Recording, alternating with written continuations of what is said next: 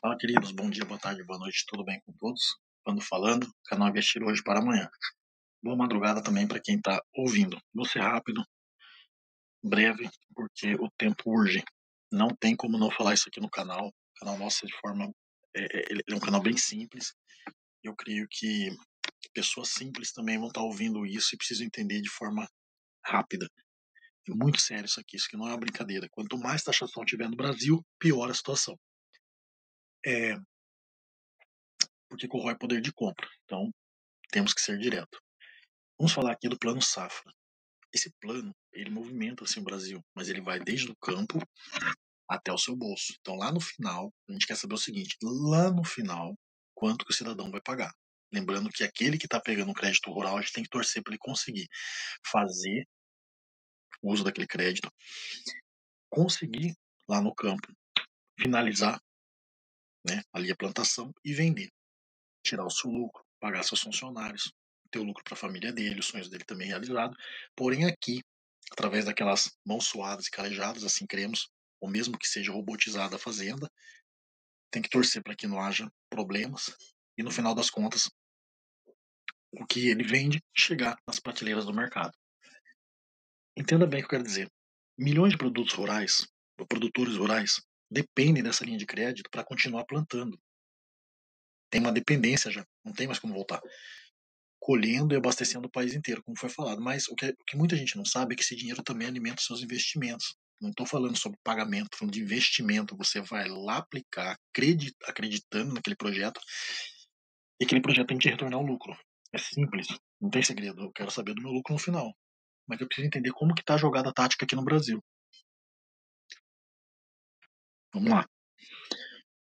Quando você aplica em LCI, LCA, CRI ou CRA, estou falando de quatro, não falei de fundos de investimentos, no sentido. Deixa eu lembrar o nome de um aqui.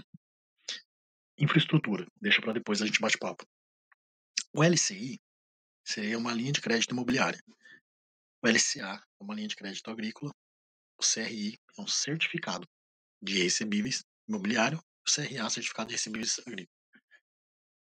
Se na prática você está financiando esse ciclo, é exatamente por isso que esses ativos até hoje são isentos de imposto de renda. Isso daí movimenta o Brasil de forma assim brutal.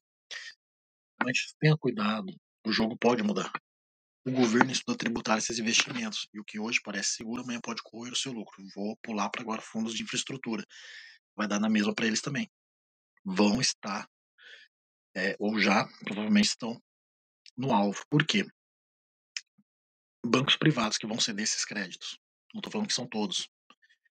Não estou aqui pontuando pontos governamentais, projetos governamentais fora o Plano Safra, né? Mas fundos de investimento pegam um monte de banco privado. Nada errado, aí tudo bem. Porém, com a taxação, vai corroer a questão do lucro. E naturalmente as pessoas podem falar assim: ah, mas os caras têm grana. Gente, se um grande empreendedor retroage, o que acontece na ponta, lá no final? Desemprego? Vamos descobrir na prática o que vai acontecer depois que a canetinha for passada. Mas a gente já sabe, já. Não tem como fugir da realidade. Se o grande não vai fazer investimento, então quem que tá perdendo? Pense nisso. Vou dar um exemplo aqui. Imagina o seu José, entre aspas, lá do interior de Goiás, usou o crédito rural para expandir sua plantação. Ele tem que expandir, ele tem que crescer. É a vontade dele, ele sabe que tem ali negócios, e ele tem que aumentar. Mas aí ele está empreendendo 14 famílias e está vendendo para 3 estados. Imagina aí com a taxação. Uma coisa é você falar de R$ 1, depois vezes 100, depois vezes 1.000, depois 10.000, 100.000. Imagina só a cabeça de um cara desse, se ele fizer a manobra errada e ele for pagar um crédito onde tem uma taxação. Ele está perdendo, está ganhando. Tudo bem. Que tudo corra bem para ele, que ele consiga expandir. Mas tem um custo para isso, não é? Agora, no outro lado da ponta, imagina uma pessoa comum, ela saiu do aluguel. Ela saiu mesmo do aluguel. Ela conseguiu, no passado, fazer um investimento numa linha de crédito agrícola, um determinado banco. Ela recolheu ali o seu lucro, né?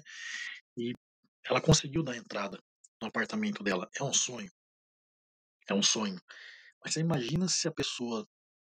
Estou dando aqui um entendimento hipotético. se, digamos assim, depois da canetada, já no outro mês, uma suposição, ia cair o rendimentozinho dela, uma pessoa que ainda não pagou a entrada do seu apartamento.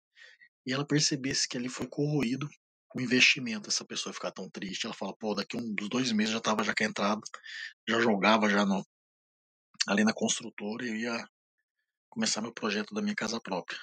Né? Muitas construtoras aí, dependendo, demora 24 meses para entregar a chave, porém, enfim, era o sonho. Aí ela descobre que retroagiu, perdeu-se o lucro ali, né, uma fatia, e ela vai ter que arcar com a consequência de aplicar um pouco mais de meses para poder conquistar a sua liberdade, ou no caso, começar ali um sonho. No caso aqui, que eu falei de sair do aluguel depois de vestir LCA no banco local, esse rendimento pagou a entrada do apartamento. Esse é um caso A, porém eu tive que botar a vírgula e dar o entendimento do B, que tem pessoas que, se porventura depois que forem taxados, ela descobre que tem uma decrescência do seu lucro, imagina a cabeça dela vendo um trevo. O que eu vou fazer? Vai ter que esperar mais um pouco, 2, 3, 4, 5 meses, para depois chegar lá e pegar seu apartamento. Então, dias vividos não voltam mais, guarda isso. Isso é coisa séria. Então, existem histórias vencedoras de pessoas que fizeram ótimos investimentos e conquistaram suas liberdades, ou até mesmo seus quantitativos. O ciclo, ele funcionava, né? Mas se a taxação vier, o pequeno investidor pode ser o primeiro a sofrer. Eu fico muito na torcida, porque quando eu criei aqui o canal, é, a torcida que eu sempre fico é que o senhor e a senhora que se encontram do outro lado comece um projeto, seja o seu próprio INSS, é, invista em bons projetos que venham te trazer o quantitativo financeiro, que é diferente do qualitativo. O quantitativo nada mais é do que uma renda que faça a tua existência humana, é, seu arroz, seu feijão ser pago, sua água, sua luz e ponto final. Você é uma empreendedora indireta, você não está ali abrindo fundo e batendo de frente com várias pessoas e tal, tendo que fazer contratos e tal. Você investe naquele fundo através de cotas e só quer o seu lucro. Não deixa de ser empreendedor, tá bom? Os grandes fazem isso, porque os pequenos não podem. É ou não é? Resultado. Se você agora, vamos mudar o assunto de pato para ganso, investir em fundos imobiliários, tem uma atenção um pouco mais redobrada. Fundos imobiliários tendem a pagar todos os meses. Você pega esse valor, se assim a senhora desejar, lembrando que não é recomendação de compra nem de venda de nenhum ativo aqui no canal, porém, trazendo a memória, dando um entendimento aqui, você reinveste ou naquele mesmo fundo, pega um outro fundo ali também e continua aportando para formar um negócio chamado patrimônio. Através do patrimônio você vai ter uma renda mensal e a gente torce que ultrapasse o valor que você tenha de gasto na sua casa, 1.000, 2.000, 3.000, e aí você decide, né? O senhor e a senhora decide o que vai fazer.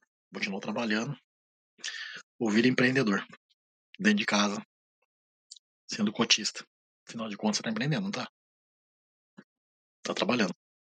A CVM, ela acabou de autorizar a recompra de cotas pelos próprios fundos. Então, isso muda a dinâmica do mercado. Porém, tem que ter o entendimento que tem fundos grandes, acima de 1 bilhão, e tem fundos menores, que são chamados fundos de milhões. Esses fundos de milhões têm muitos fundos muito bem estruturados, com pessoas super competentes, que de fato estão ali trabalhando honestamente e vão fazer o melhor que podem. Não estou falando de todos os fundos que são desonestos, pelo contrário, todos que estão ali, eu quero acreditar que todos estão fazendo o seu melhor. O que eu quero dizer é que é, um fundo de 1 bilhão é diferente de um fundo de milhões. O fundo de 1 bilhão ele tem mais liquidez, tem mais estabilidade, mais capacidade de se adaptar à nova legislação, tá? E quando o senhor e a senhora faz uma análise de onde colocar o seu rico dinheirinho, você tem que também levar em consideração isso. Então, se porventura um fundo dá uma pequena balançada, ele olha ali e fala, poxa, eu preciso entrar com um pequeno valor aqui, que está uma dívida. Se aos olhos daquele fundo de 1 bilhão ele for vender algo e de repente tem um ativo lá, ele quer passar para frente, ele vende, repatria alguns milhões de reais, ele já quita logo aquilo, já fica livre. E aí ele já vai se readequando, ele pega o que sobrou ali, ele vai se readequando, etc e tal, mas ele ainda continua grande.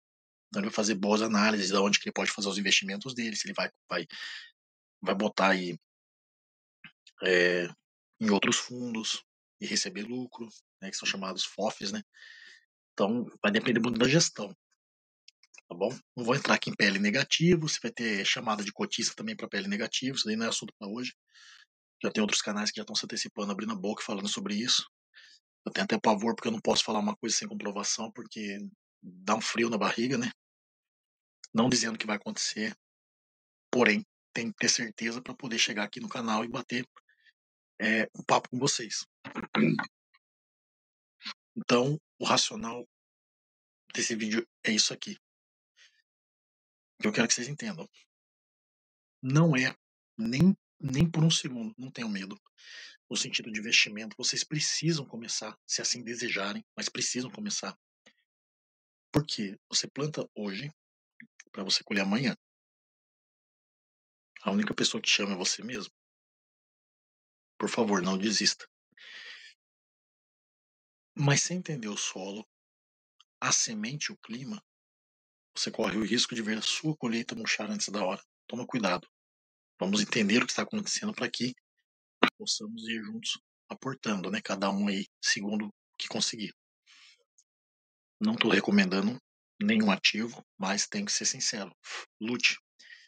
Protege seu futuro e só desconfie de promessas fáceis. Seja um cara cético, sim, de promessas fáceis e toma muito cuidado. Você perceber que a Terra está começando a tremer, está ficando muito estranho o negócio. Tenha liberdade para dizer não, tá bom?